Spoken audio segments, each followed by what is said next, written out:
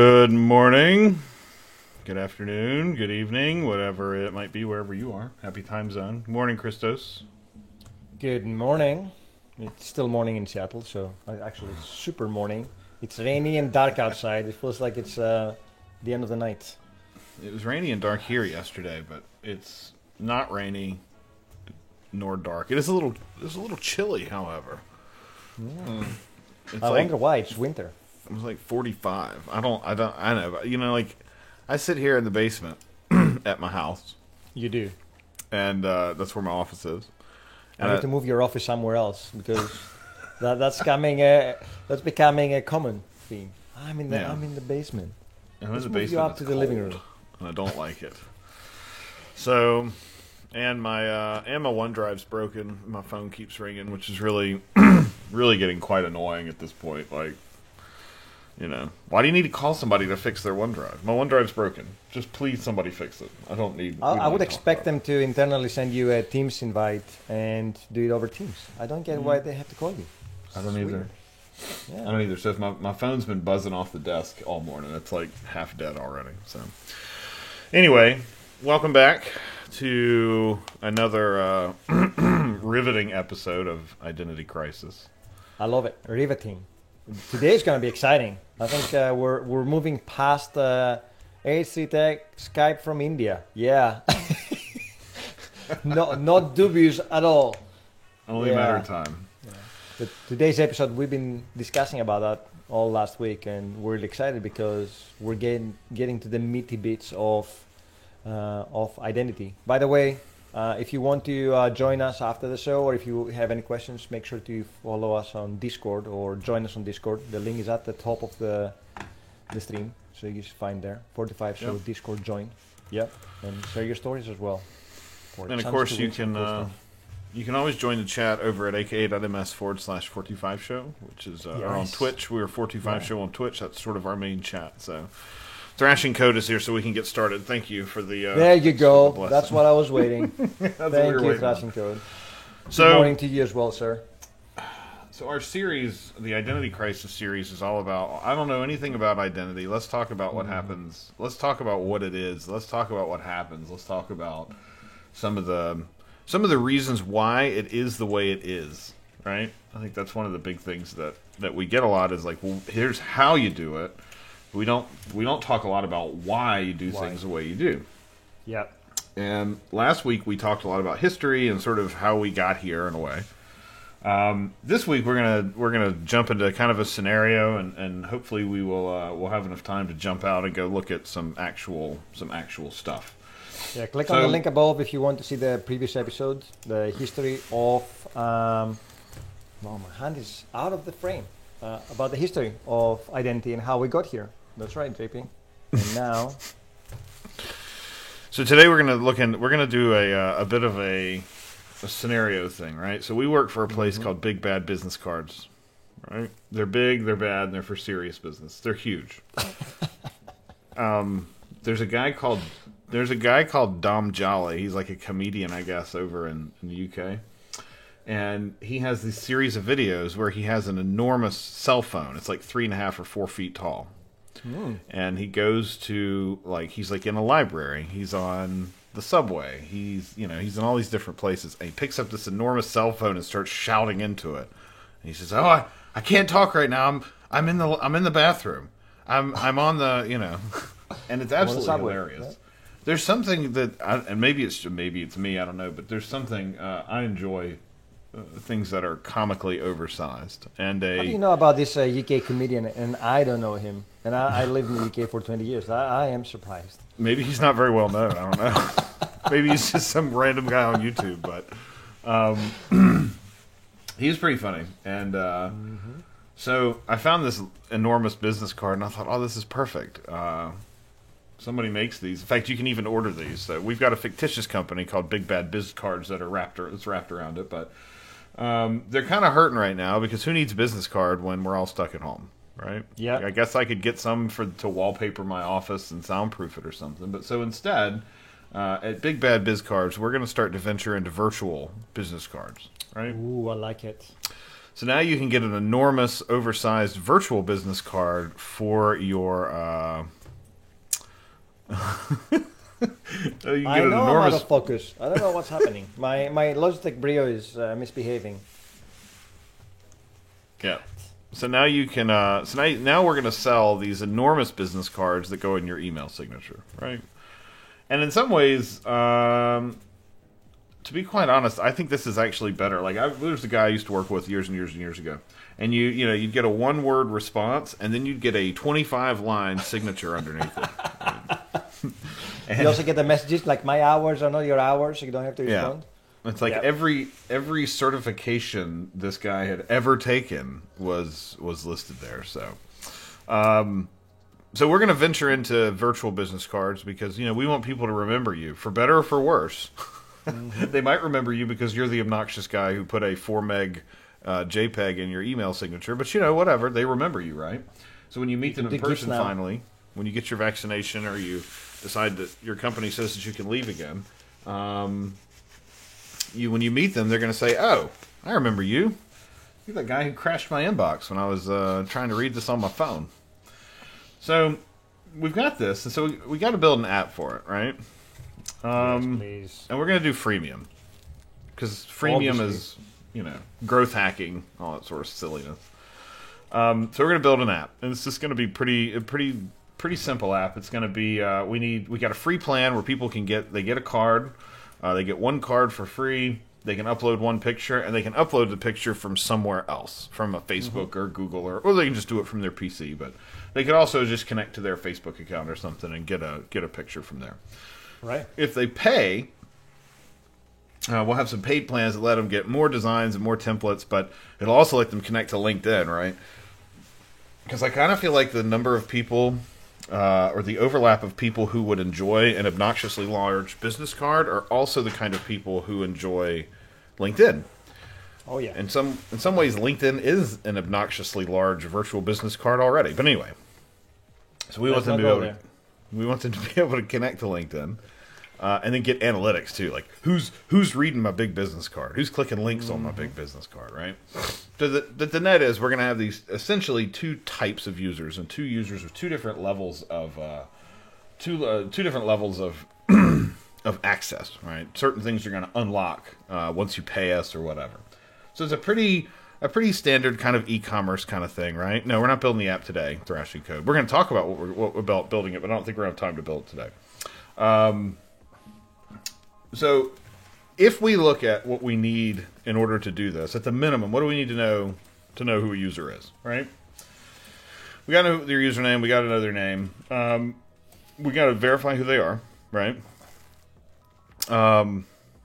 Geez, yeah. I guess they VCs say that 9 women can have a baby in a month. So I guess if all of you get on the stream, maybe we could build this in the next 48 minutes. But so these users have to verify who they are, right? And so then it's okay, well, cool. So my users are going to come type this stuff in. We've got multi-factor that we have to deal with, right? So oh god, yes, an app, SMS, a phone call, something. And SMS isn't really even that great for 2-factor anymore anyway. We really don't want you to do that if you don't have to. So we got that, and then we've got okay, cool. So if somebody's giving me their password, how are we going to store this password, right? So we kind of have 2 different options, because if somebody else was to have the wrong business card show up in their signature, it's going to be bad, right? Not going to work very well. So on the one hand, we can do it all ourselves, and we're going to manage it, and we have to own it, but we get total control, so we can do whatever we want. It's funny how similar this conversation is to talking to customers about moving to cloud. Is we get ultimate control on-prem, but you have to do all the work, right? And that's kind of you're going to see some common themes here, which are do things that you're really good at and let somebody else do the things that you're not, right? So the other option is to let somebody else do it, right? And there's some pros and cons, right? So the user database, you have total control. You do whatever you want to do. It's portable because everybody changes clouds every week, right? We hear that all the time, oh, well, I don't want any vendor lock-in, right? even though you've already written your app to a specific database and you've written your app with a specific language and you're consuming specific services from specific vendors, but definitely don't want vendor lock-in. So it's portable, so you can pick up your database, you can take it wherever you want, right? It's relatively simple to design and simple to understand. So if we think about like, okay, well, I've got users and they need to sign in, how do I put that into my database, right? So that's cool. The problem is that those users only exist in your database, right? So like you can't, like, let's say you've got 10 apps to build or something, you can't do anything there, right? It's deceptively simple, and we're going to talk about why it's deceptively simple. I actually realized, looking back at the deck this morning, that I'm fairly certain that the first half of this presentation is really just a giant public service announcement, but we'll come back around to that. But so it is somewhat deceptively simple, and you'll see this. We start getting into the design as we go down this sort of naive path of, oh, well, I've never done this, we should go and build this. We'll start to see that maybe it isn't the best thing, right? So, let's look at the two together. So we've got our user database. So now I've got to store all this user data. Hey, Sahil, yeah, so we're live on Mondays and Fridays. Tuesday, we've got a different show that goes on live on Learn TV. So this is on Learn TV and, of course, on the 45 show. So we're still doing the Monday-Friday show still here. We just have a specific series that we're doing on Tuesdays. So we've got our user database, and thanks for tuning in, by the way. So we've got our user database, but now you own all of this stuff, right? So you've got to figure out how we put users in, how do you store those users, what kind of compliance stuff do you have to deal with, how do you do MFA? Somebody says, oh, I want to use FIDO, and especially when we start looking at like business-to-business stuff, where like you're trying to build SaaS and you're selling it to some huge company, like say like a Microsoft or something. Those kind of organizations are going to have requirements, and so you don't want your app to get blocked by some big corporation, especially if it's like a business style app, like ordering business cards or putting in, obnoxiously large virtual cards. So you got to be really particular. Like most people, that's table stakes. They're going to say, well, look, I mean, I don't want somebody to just have a username and password because I can't control it. What if they leave the company? I can't control that as the admin, so I'm going to have to deal with all this. Beyond that, that's a real problem. I've been to companies where people had left, and 2 years after they left, they still had access to production systems because their credentials were never revoked or were never old, and it's not uncommon. So it might sound like science fiction, but trust me, there are a lot of companies out there that still follow bad practices. Yeah, and the thing is, like, you think about stuff like Dropbox, right? Like, I used to use Dropbox years ago, and I used it all the time. I used it for everything. And I used it at work because it was an easy way for me to make sure I had a copy of stuff and whatever, right? And my work was suddenly like, well, we don't want you to use Dropbox. We're blocking it at the firewall because there's no way for them to manage it as an organization. Yep. And so they started blocking it because they had to worry about data exfiltration and everything else, right? Like, what if I worked at a bank or something? I was taking, like, sensitive data with me. They would have never known.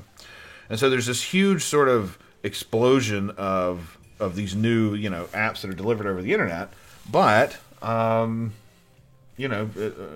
need control, and so we've kind of gotten to the point now where if you're building an app that somebody could use in business, I mean, it gets you almost have to show up with this kind of advanced stuff, FIDO and MFA and organizational context and whatever, because people are just going to say, well, sorry. We can't use it. We'd love to use it, but we can't, and we're going to block it for all of our users. But the other big thing too is like, well, let's say I'm building an app and I've got all my users in this database, right? Like, well, now how can I do like reporting and stuff? How can I let you as the customer report on your own data? Because now I've got this really super sensitive data in my database right next to your data, and it just becomes a headache. There are risks, of course, going the other way when you're letting somebody else do it, which is that you could not implement something correctly, right? Like not use the service correctly. You could have a really terrible provider. We've certainly seen that happen where you get an email and the provider's like, oh, by the way, somebody may have accidentally accessed your account and stolen literally everything. They've been there for 2 years, right? And Yeah, Sahil, it is on YouTube, like just via our normal stream. Learn TV is Microsoft's streaming platform, I guess, for broadcast. So the link's in the chat. We've certainly seen providers though who, everybody gets emails. I get like 5 emails a day. Hey, by the way, sorry, we pretty sure we got breached. And so if your identity provider is like that, especially larger identity providers who are constantly being attacked and constantly on the radar, that's a risk, right? You don't have control over everything. And then of course too, like organizational stuff. So like, what do I do to support an organization? What does my organization support? Are they going to let me do this kind of work? Are they going to let me buy this software and use it? So there are a lot of different questions that come out of that. So let's look at what is in our app database. So we're going to go down the route of setting up our app database ourselves, and just sort of naively like, oh yeah, we're totally going to own our own credentials, right? So we got some tables at the bottom. These are all about getting our orders out the door, right? Morning, Chicken Man. So this is all, these are just tables for orders, right, for an inventory and whatever. And so we got a user, and the user's got their username and password, and their password solved, and their display name, blah, blah, blah. Their address, their orders, that sort of thing, right? So we can keep up with what they have as a sort of an MVP, right? And somebody comes in and says, well, okay, that's cool, but like, we've got a freemium model here. Like, we can't just let anybody get to anything, right? So now we got to have roles. So now we've added, 5 new tables to our database to include role data. So what's a role? What's an organization, right? Because somebody at their company is going to say, well, this person should be an admin and I'm going to pay for them. And somebody else might say, well, this person's not, right? So now we got to figure out what a role means. We've got to store them somewhere. We have to link them to our users. We got to do all this work on our own. This is just the database, too. Not to mention, we've got an entire UI and admin interface that we have to go build to make this work, right? So I got to go build a bunch of UI that says, let me see my users, let me add a user to a role, let a user leave a role, all that kind of stuff, right? So then we say, cool, all right, let's let people use their social accounts, because somebody comes in and says, oh, we need to use a social account. I need to be able to sign in with my Facebook account, right? Well, now we've got more tables. So now we end up with more tables to map claims and get the identity providers, whatever. And I mean, this is kind of MVP, bare bones, just enough to get users signed in to place an order. There's a bunch of extra stuff that we're not even really talking about that would need to exist here in like a proper implementation. But so now we've gotten to the point where we have, let's see, 1, 2, 3, we got 6, 7 tables to support or 8 tables to support user roles and social identities, and we have 7 tables in our app itself. 6 tables in our app itself. So now we have more tables to manage our users and passwords than we do the actual app itself, right? So we get our app out, everything's cool, we've got all this work going, and then our management's like, hey, cool, so one of our customers called and they said they absolutely have to have MFA. Not an option, right? We can't use this if we don't have MFA. What if somebody comes and puts an offensive Twitter link in my CTO's signature or something, right? So we got to have MFA. So then you go back and you're like, all right, fine. And then they come back and say, okay, cool, but not all the time. You can't MFA somebody all the time because that's annoying, right? Every time they come to the page, they're going to have to MFA again, and that's super, super annoying, right? So we don't want to do that, right? Well, and if your CTO shoots himself in the foot or herself in the foot, there's not really much we can do about it. But if somebody else does it, then at least it's plausible deniability, right? So then somebody comes in and says, we don't need it all the time. We need rules engines. And I don't know about your experience, but in my experience of building like enterprise software and commercial stuff, people love to talk about rules engines. They think that these are magic unicorns of rules engines, right? And of course, no 2 rules engines are ever the same, right? And so because of that, so Jones, so our boss comes back and says, Jones, you can't MFA somebody every time. You got to give my people away. You got to give our customers a way to say, hey, only MFA in these cases, right? Yep. So then you got to go build a bunch of extra tables, and I didn't do diagrams for that because it got so small it was unreadable. But so we've got all these extra things, right? So we've built in, so we've got our MFA set up, we've got social, we've got roles, we've got usernames and passwords, we've got all this stuff, right? Mm-hmm. And our app's doing well, and then our boss comes in and says, oh, by the way, this is great. Now, now we need to do this for all of our apps. And if you remember from last week, the proliferation of apps is a real thing, right? Oh, yeah. So every organization will have, damn. Yes. Right. So you've got hundreds, dozens, whatever. Even if you've got 2 or 3 apps, let's just say you've got a mobile app and your web app, right? I mean, just those 2. Well, now suddenly we've got to figure out, like, how do we make sure this is available in both? And then, oh, somebody's built a support and admin app, and that needs to have all this stuff in it too. And someone else has built a special one-off app for a very special big customer. And so then this gets us to you, which is where you as the developer, you're so upset because you got all this work to do, and you're so upset you cry in the shower, and you didn't even take your clothes off. You don't even know what day it is. You don't know what time it is, right? So, if after all that, you still think that you want to store your users' passwords and manage all this work Still on your own, if you're still not convinced, look at all these other people who tried to do it unsuccessfully. Yeah. See, exactly, Chicken Man. He's so distraught because his boss is telling him he's got all this stuff to do that he didn't even get in the shower correctly. Like, it's been that bad of a day. These numbers are slightly out of date by a year, so I think we're 496 Pwn websites, about 2.5 billion Pwn accounts, and it's growing insanely fast. So it's a sad realization that people are still getting it wrong, even in 2021. Yep. And that's the thing. These are big companies with big engineering teams and a very, very vested interest in keeping that kind of stuff safe, right? And so,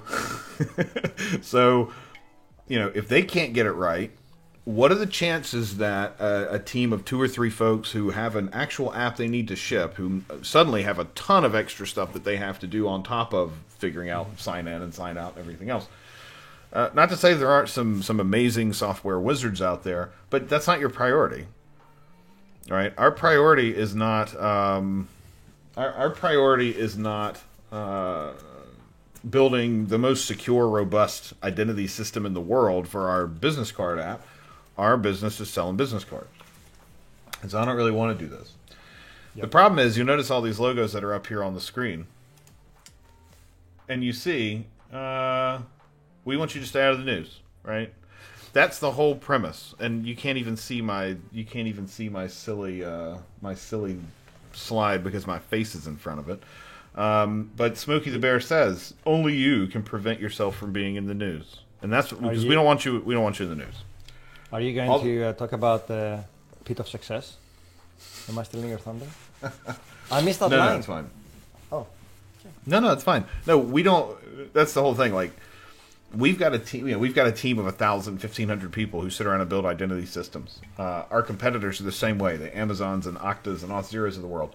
They have hundreds of engineers who focus on building identity systems and building sign-in systems, and a lot of it is so that you don't have to. Right? A lot of it's so that you can focus on building the app that you need to build that makes your company money, but still be confident in the fact that you've got.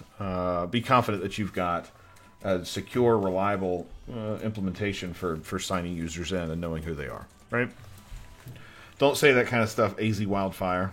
OneNote is not the best password manager. We will mute you for a while.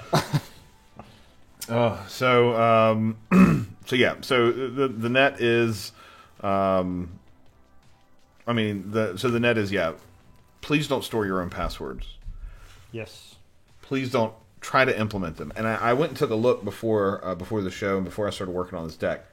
So many tutorials and getting started and let's build a web app with Node. Let's build a web app with .NET.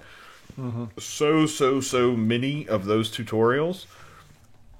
They do user login and they store it in Mongo or in MySQL or in SQL Server or wherever, right? They store it in the data store for the application. And chances are, especially if you're new, if you've never really built software before, if you're just getting into it, you're going to encounter a lot of those kinds of things. You're going to encounter a lot of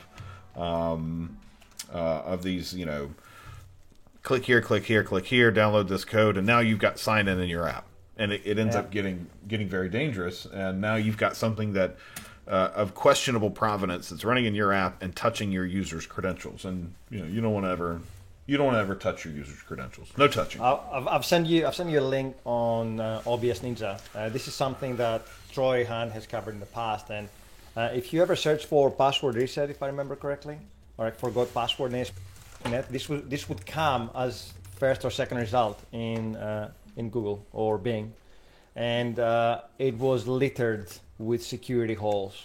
Unfortunately, the problem with this approach is that if you put a blog post out there, there will be new developers that will search for something, and then they will land on your website or your blog, and they will follow the instructions that you put out there, and chances are that they will compromise the security of their team or company.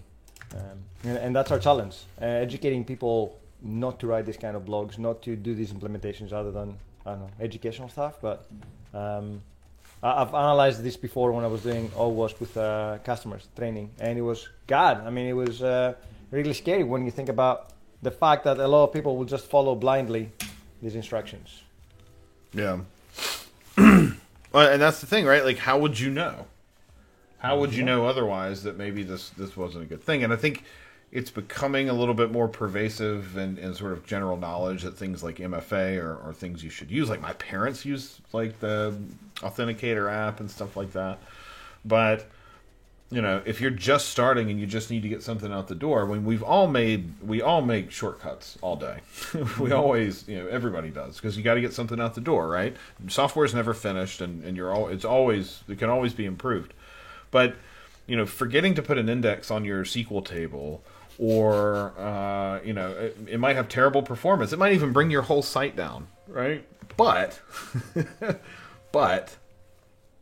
letting your passwords leak or storing your users' credentials in a insecure manner, that's the kind of stuff that puts you on the news. That's the kind of stuff that keeps people from ever using your software again, and it can spell the death of an app, right? And the other side to that is you think about all of the passwords that people reuse, because like password policies are so arcane, especially in businesses. So we joke about winter 2020 ! As being a password, and there are probably people who will see this video at some point who are like, oh man, that's my password, but because people have to change them all the time. The 90 days, the 90-day changes, and the 60-day changes, and the 48-day changes, and all that sort of silliness. That kind of stuff, like, that's not good for security, because now you're just asking people to remember yet another arcane series of digits. So there are all sorts of things we can talk about around passwords and whatever, but the best password is one that you don't know.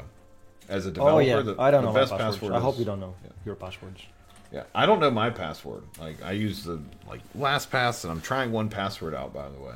I'm gonna see if it's worth switching. Dude, you should change to. I mean, I've tried both, but Bitwarden is where it is. I think there was an issue. A lot of blogs by security experts and articles about 1Password. I'm not taking a hit on it, but yeah, I can forward them to you later on. But it's how they handle your data, which is the scariest bit. Yeah, I'll be curious to know. Like, tell us what you use in the chat. Well, I'm curious, because we use LastPass for a long time, and LastPass works, but the interface is just so miserably bad to use and buggy and just blech. So, Chicken Man says KeyPass XC. I have to check all these out. I'm going to keep notes so I can go check these out.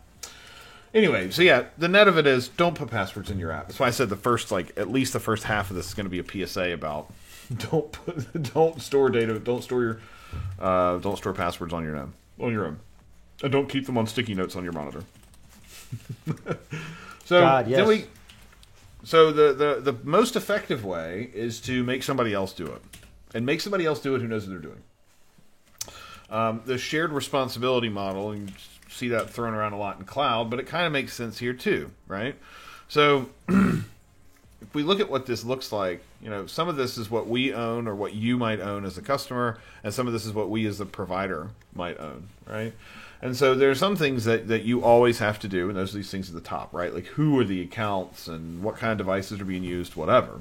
But then as we start getting further down this grid, you see things like identity and directory infrastructure, and like obviously in things when you're on-prem, you own that entirely. But the further left you go, the closer you get to platform services and software services, the more that becomes a shared responsibility. So the underlying infrastructure, the hosts, the networks, the data centers, all of that is done by us, right? Mm-hmm. That's all owned by us because we're the provider. Things like the OS, like when you're consuming a service, you're not concerned with the OS that's running on there. You're not even really concerned with the applications because you're not building any of the applications to run the identity service. You're building your app to order obnoxiously large business cards. And that's a big difference because in our current model, we own everything. We own the entire stack. Even if we go put this into a cloud somewhere, we're still responsible for this database that's got all these users' credentials in them, right?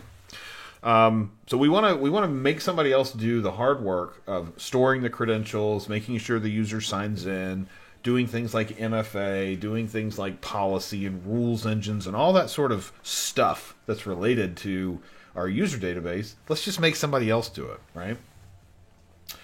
So by making somebody else do it, now our database is much simpler because now our database just has a user ID and an identity provider unique ID in it. So we managed to get rid of all of our extra tables that have all the role stuff and all the organization stuff. All that's gone, right? And it's been replaced with a user ID, which is just like a unique key that we're using across, to identify a user, and the identity provider's unique ID. And that's it. That's the only bit of user data that we're storing because the only extra thing we need is their physical address to mail them things, right? Or their shipping address and their billing address because we're shipping them physical things. But that's it. So the only bit of PII, if you want to call it that we have in here, really comes down to our address table, right? Because the address table is what's uniquely identifying about those users. And in some cases, you could even make the argument that, well, maybe we boot our user address stuff up to the provider too. Let's let the provider store that for us, and we'll just get it when we need it. And that way it's totally transitive, right? One of the things we didn't talk about a lot was even like the whole thing about payments, right? Payment data and payment systems and whatever, because obviously you got to pay for these enormous business cards. And, you think about doing payments. Would you go and build a payment network yourself? Probably not. No. You're going to have to... You're going to have to go through a Stripe or a SpotOn or some payment processor to process your payments. You're not going to do that on your own. Mm-hmm. And it's a liability thing for you too, because once you start capturing people's credit card data or whatever, now suddenly you're on the hook to protect it and secure it. I'd much, much, much rather give my payment data to somebody else, let them manage it. PayPal or whoever. So you can almost think of the identity system as kind of being the same way, which is, well, let's give my identity to somebody else and let them deal with it. Let them deal with password reset. Let them deal with building a UI for all these different pieces that we have to have for management, for everything else, right? Let them deal with it. And I'll just pay them a modest fee for doing it, right? And like in most of the cases, a lot of these identity systems are so cheap that they're free to start and near free even for hundreds of thousands of users, right? So it is very much a commodity service at this point and not a service that you want to go build on your own. So we've taken all of our user stuff out of our database. Well, now we got to go figure out what to do in our data in our identity provider, right? So now it's moving day. So we got all this stuff that we're going to t-shirt cannon over to our provider. All these things that we're going to let them do for us. So, of course, the first one is our database of users. So we got to have our users. They got to exist somewhere. So we're going to let the provider deal with that, including their credentials, including their MFA stuff. Things like groups, all the role and organization data that was there. Their social stuff, we're going to punt all of that up to the provider and let the provider do it for us. And then we've also got apps, and apps is kind of an interesting thing here because if we think about historically or before, what we had our app, we had our user database, right? They were the same. They were one and the same. It was a web app. You go to the web app. Web app has a user database. You sign in and you're signed in, right? Well, now what we've done is we've taken our user database and we've split it from our application. So our app now has no user data in its database with the exception of this unique user ID, right? So then we think, okay, cool. Well, before I made a SQL query, how do I go and sign a user in, right? So now we're looking at moving. This is when things like OAuth 2 and OpenID Connect come into play. Because OAuth 2 and OpenID, these are the protocols that underpin a lot of this sort of internet sign-in and whatever. But at the end of the day, it's really not dramatically dissimilar from I'm making a SQL query to go and sign a user in, right? Logically, that's the way you can think about it as well. I got to go sign a user in, and the return or the result of this transaction is that the user's going to be signed in. Just like in your login method that goes and queries a database and hashes a password and does all the work to figure out if you typed in the right password, you're going to get a result back of did the user sign in or not. And that's basically what you're going to get back from these protocols, right?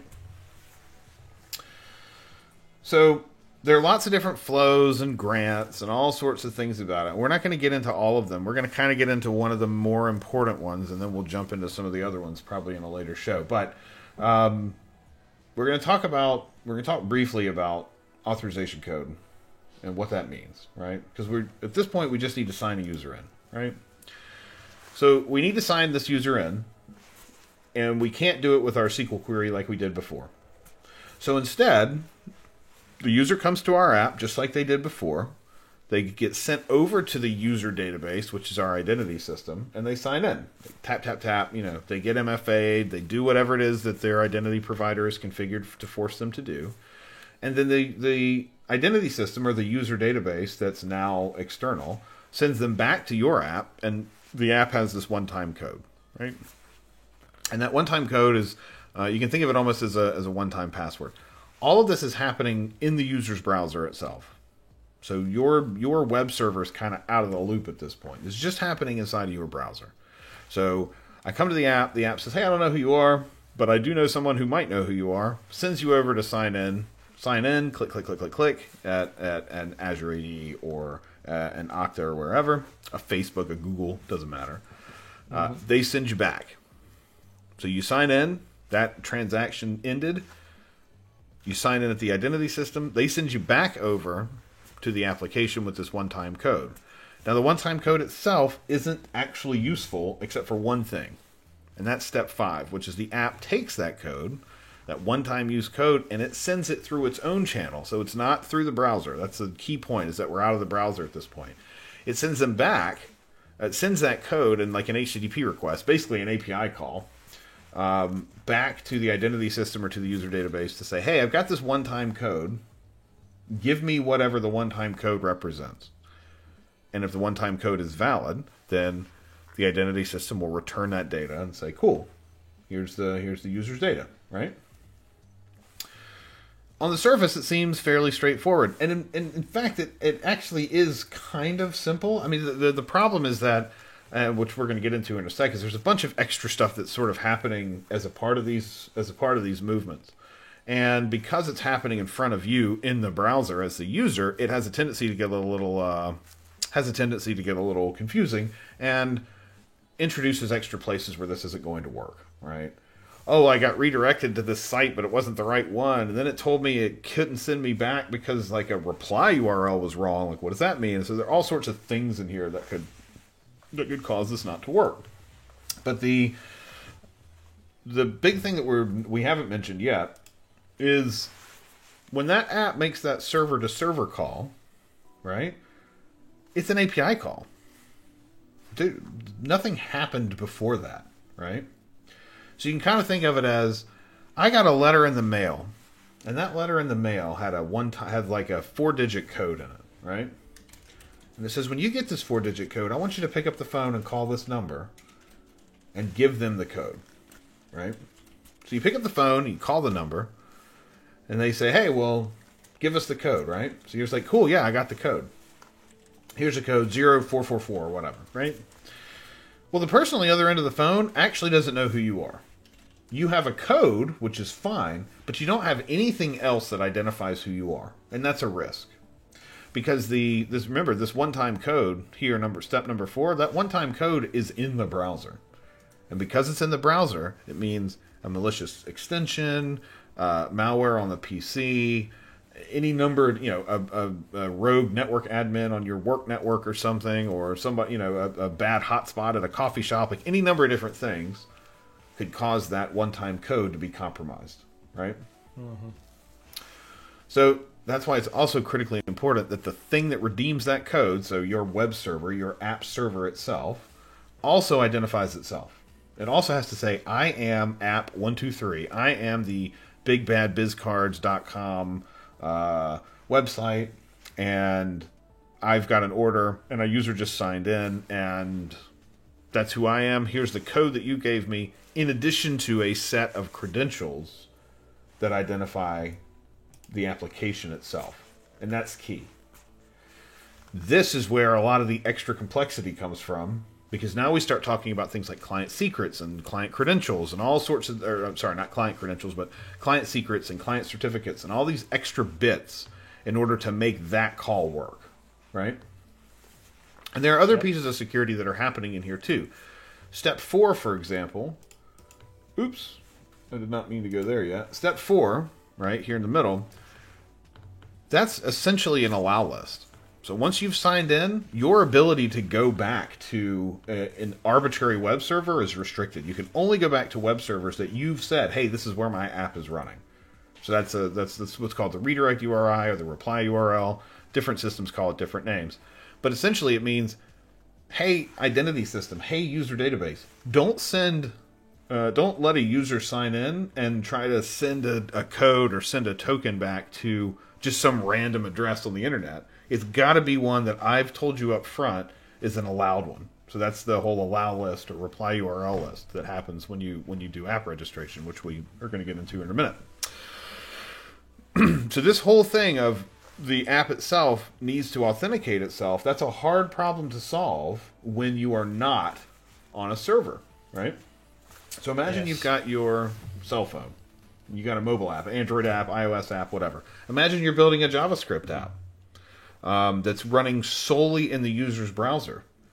None of these things can keep secrets. My phone can't keep a secret. It's an Android phone, so it definitely can't keep a secret. Right? I don't have Facebook installed, but I mean, it's close. So this phone, a user's going to hold their phone and run your app. And if they hold their phone and run your app, that means they can decompile the app, they can go and look at strings in the app, they can do all sorts of different things to that app and find secrets. You can't really ship a secret on a mobile app and have any confidence that it hasn't been compromised, right? Very difficult to do. Same with a JavaScript app. If I was to go run a JavaScript app, good morning, John Calloway, thanks for joining. If I was to go run a JavaScript app, it's running in the browser, right? Nothing stops me from hitting F12 and seeing all the different variables that are going to be there, including a shared secret. And you can't do that. I can't ship a shared secret in the browser. I can't ship one on a mobile device. And because of that, I can't do it on desktop, right? I mean, think about how easy it is to go and look at files that are running to run a WPF or a Cocoa app or something on Mac OS. Like, it's really easy. I mean, Mac OS, you right click the executable and say show package contents, and there you go. You got plist, you got everything you need. Where are you going to store a secret? Where are you going to store a secret in a client app? And essentially, you really aren't, right? It's just one of those things that you can't do. So because of that, there are some alternate ways to do this, which I don't think I have a slide for. We're not going to talk about. There's another way to do this called PKCE, which is a way to do this out in the clear, and we're going to get to that. Probably going to get to that next week. Yep. So anyway, the net is we've got these two things. They kind of have to do this, public. I know who you are, you know who I am, and we have to keep a secret. They have to do some of this in public, and they do a little bit of it in private. So this is cool. So now at this point, the user signed in, and you know who they are in your app, and you're done. So now sign in is finished. You know who the user is. You can look them up in your own database if you have any extra data about them, like their addresses or their order history or whatever. You can go and look that up, because what you get back is that unique identifier from the database, from the identity system that says this is who the user is, right? So let's talk about these apps for a minute, because app itself is kind of a generic term, especially when you start getting into like if you start looking into more about OAuth 2 and OpenID, you're going to see app used a whole lot, right?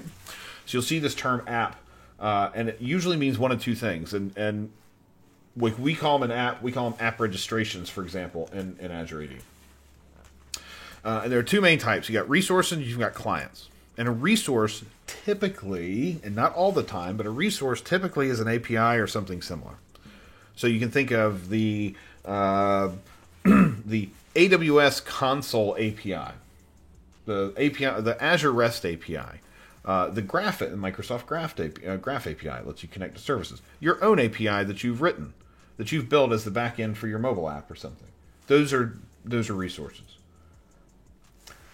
It's called a resource because it's a thing that's, serving something else. It's a thing that's providing data to a user or to an application.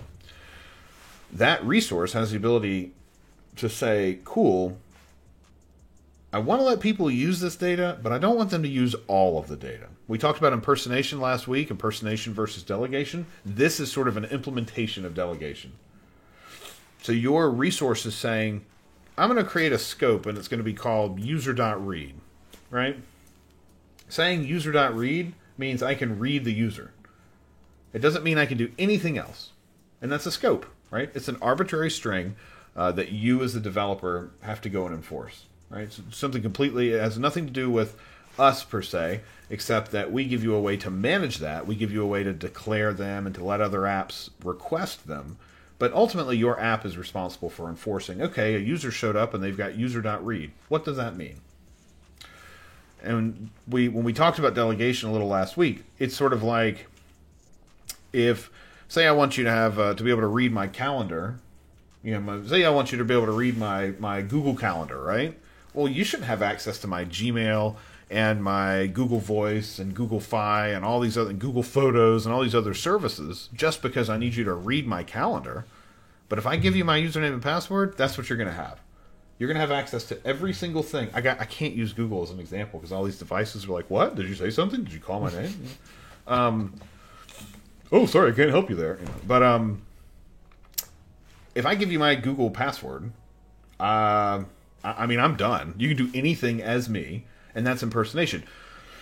So when you're building an API, if I'm building the Gmail or the Google Calendar API, right? When I'm doing that, I'm going to say, well, somebody might want to use an app that just lets them read the calendar. And so I'm going to make my API have the ability to restrict and say, somebody can say, oh, I just want to have read access to the calendar for this app that I'm using. Because maybe it's kind of sketchy or I'm not too sure about it or whatever, right?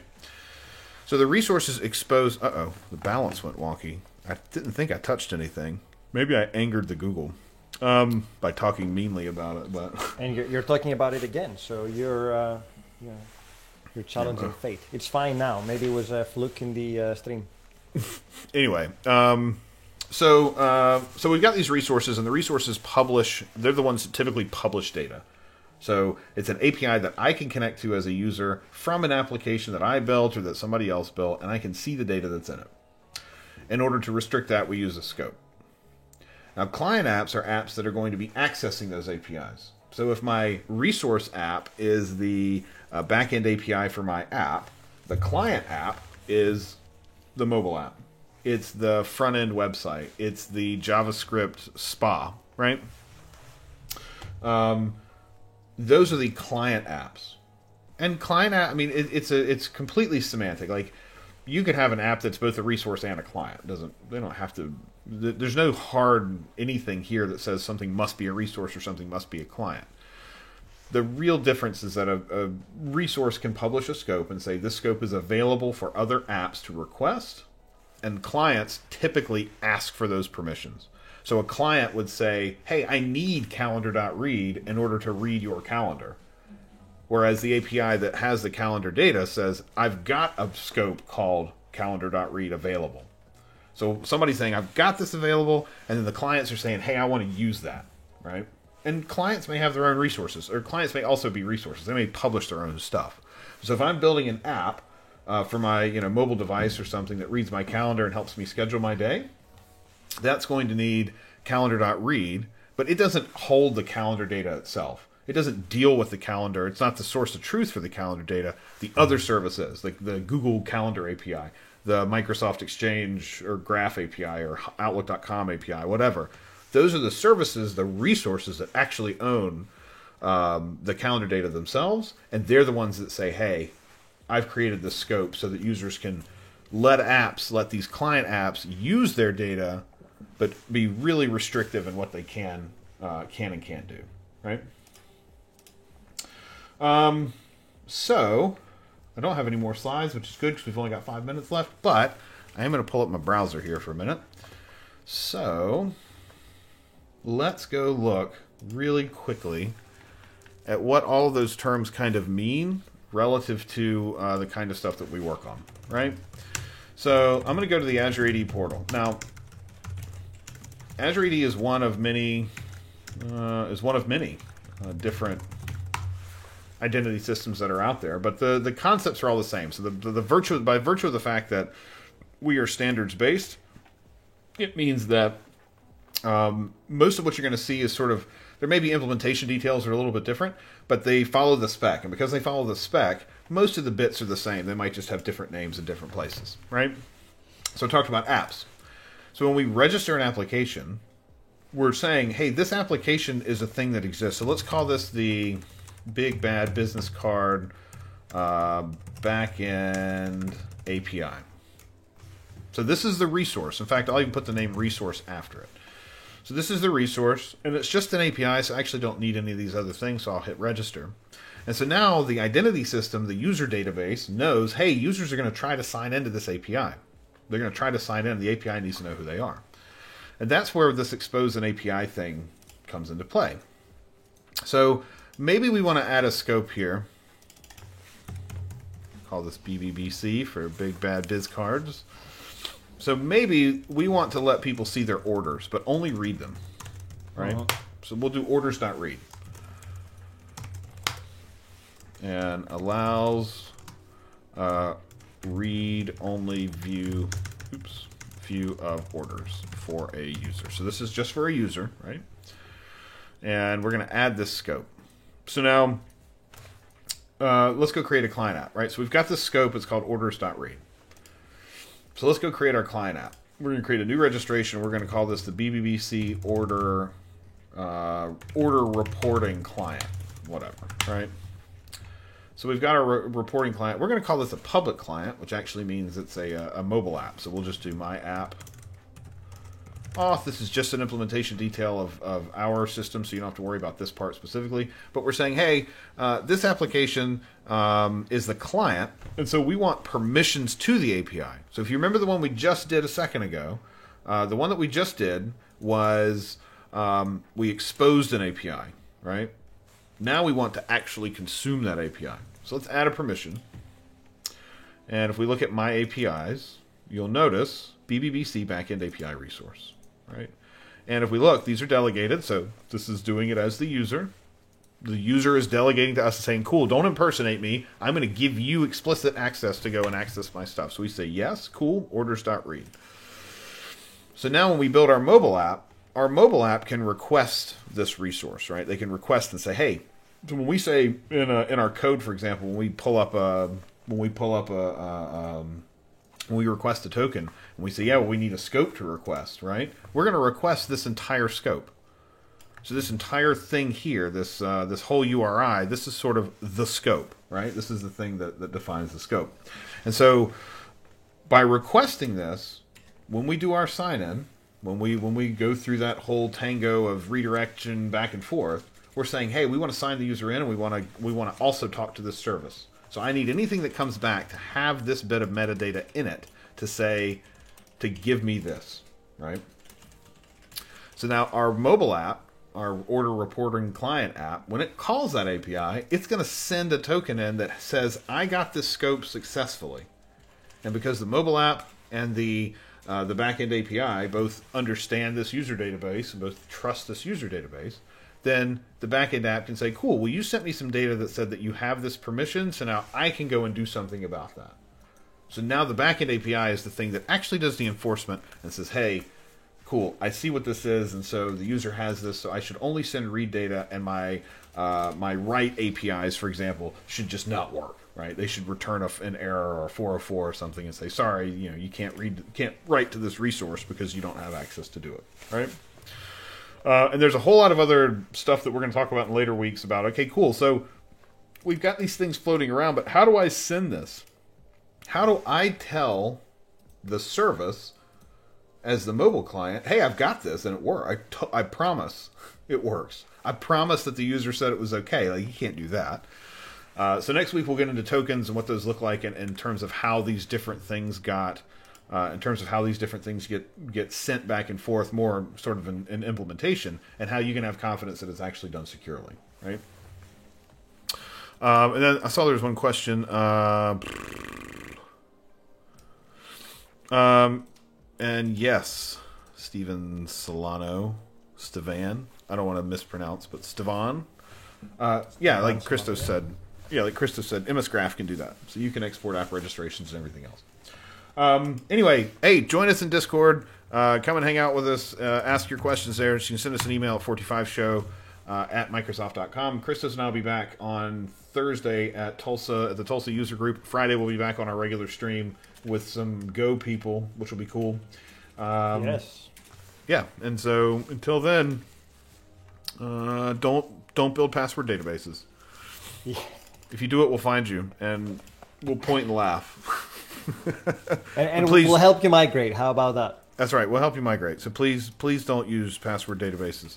Other than that, we're out of here. We will see everybody. We'll see you all hopefully in Discord, and if not, we'll see you Thursday and Friday. Have a great week. Have a great day, everyone.